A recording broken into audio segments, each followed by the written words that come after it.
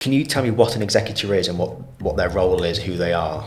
Yeah, an executor is somebody who's appointed to administer the will effectively. So if when there is a will, they're called executors. If you die without a will, then they're called administrators. But effectively, this person will be appointed in the will to look after the affairs once the person is deceased.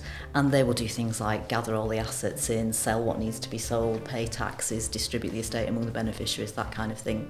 And where we commonly see disputes arising with executors are they either don't do anything at all, they are very slow, there's usually two of them, they fall out with each other about the way things ought to be done, they fall out with the beneficiaries about the way things ought to be done, and occasionally you see fraud on the part of executors where they will perhaps be doing underhand things or they won't be being straight with the other beneficiaries, and it's our job really to get involved in that, to have a look at what's gone wrong and what we can do to put those things right. Okay.